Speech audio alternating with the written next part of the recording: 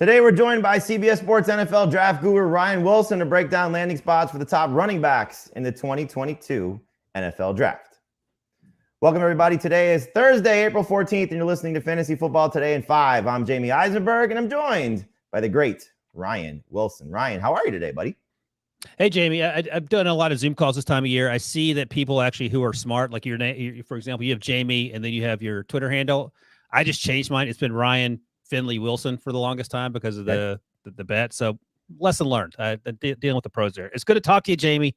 Haven't seen you since Indianapolis. How you doing? I know it's been a long time. Let's get to some of these running backs here. So we're looking at your 3-round mock draft and some of the running backs that you have going to a few of these teams here. Let's start with Ken Walker. I know he's your favorite guy. I threw under the bus at the NFL draft or the combine. That was you about Breece Hall, but you have Arizona taking Ken Walker, 55th overall.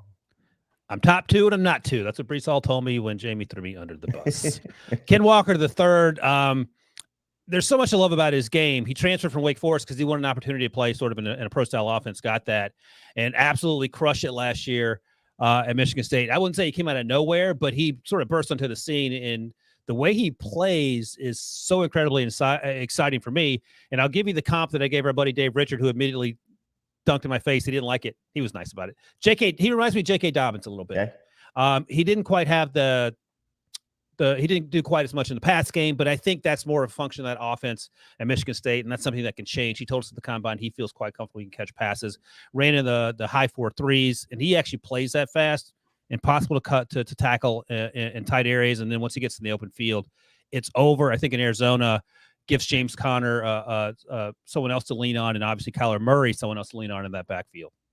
They definitely could use another body there. Eno Benjamin currently the backup to James Conner. They lose Chase Edmonds, who signed with the Dolphins. So could see the Cardinals going after running back and Ken Walker. Probably not going to make James Conner fantasy managers happy, but we'll see if that's a situation that unfolds. That's what Ryan has it mocked to in his latest 3-round draft, which you can find on cbssports.com. You have the Tampa Bay Buccaneers at 60 going with Breece Hall, and that could be something that's good long-term, maybe not so much short-term for fantasy managers, but you like the fit there for Hall with whatever length Tom Brady's going to continue to play, and certainly how long Leonard Fournette is there for the Buccaneers. Yeah, he's a fun player. And this group sort of feels like the group that came out a couple years ago. I mentioned J.K. Dobbins. That class that run of second rounders, I think we're going to have that with some of these players here. Breece Hall is going to run through arm tackles all day. You're not going to be able to come down as a safety and just try to throw your body in the way. He's going to run through you. And then again, he ran similarly to Ken Walker, the combine, in the high 4.3s, and he plays that way. Again, another guy that doesn't catch a ton of passes out of the backfield, but he has that ability to do so, and I think we'll see more of that once he gets into an NFL offense. He'll be asked to do that, obviously, should he go to Tampa Bay. And if Leonard Fournette can have success catching the ball out of the backfield, I think Breece Hall would be a layup in that regard. He and Ken Walker are really close for me. They're 1 and 1A basically, and both very similar type players, and I think incredibly explosive at the line of scrimmage. And then once they get to the second level, you can pretty much mark it down. They end up in the end zone more times than not. I got to tell you, I would not like to see Breece Hall go to Tampa Bay, but I could certainly see where it makes a lot of sense because the Bucs need some help there in the backfield. Ronald Jones now in Kansas City. So could make some sense, but fantasy managers definitely do not want to see that happen. So, Ryan, you might be getting a lot of angry emails as a result of this. Cincinnati taking Isaiah Spiller, running back from Texas A&M at 63, so started the third round.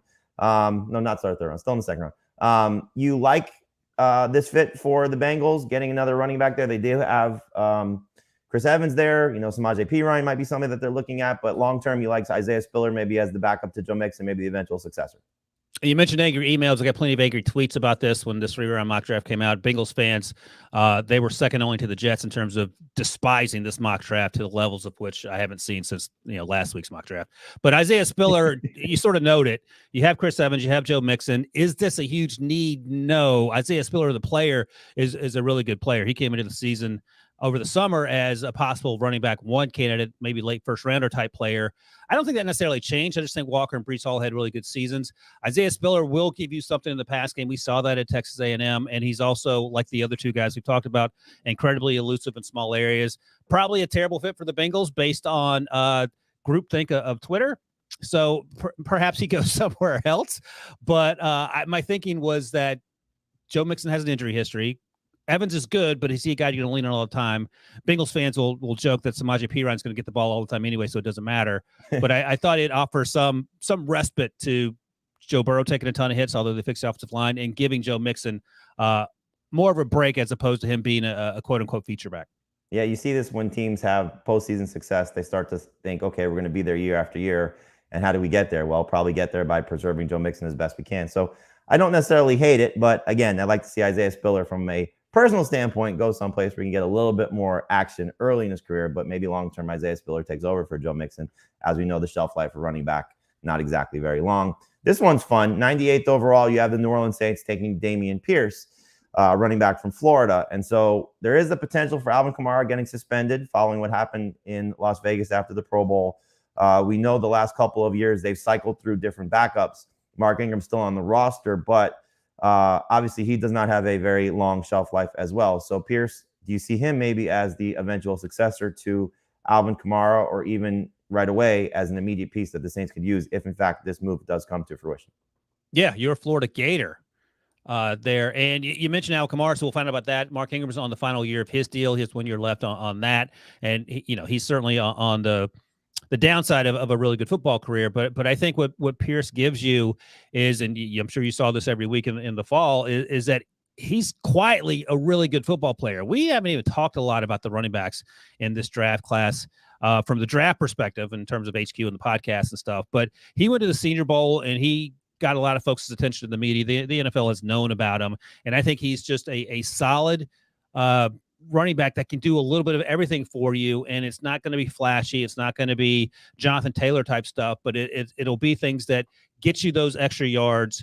He's really good in terms of between the tackles, but he can turn the corner as well. And I like him to be better in the NFL than he was in college in terms of catching the ball. So I think those are all things that are positives. I think you're going to a situation in New Orleans where the offense will be the same, even though Sean Payton's no longer there. You still have Carmichael, the OC. With Jameis coming back, and he should be good to go. Again, Jameis isn't going to run around like Taysom Hill. Peyton had hopes for him to do, but he will rely on that run game. And I think that run game will go through Alvin Kamara when he's on the field, of course, and then you have a chance for someone else to get those carries. And I like Pierce to do that. I like the opportunity for Pierce as well, so it should be fun to see. All right, thanks for listening to Fantasy Football Today in 5, your audio outlet for fantasy news and advice in 5 minutes, in this case, 5 minutes or more. If you enjoyed the podcast, be sure to leave a 5-star rating on Apple or Spotify. For Ryan Wilson, I'm Jamie Eisenberg. Thanks for listening.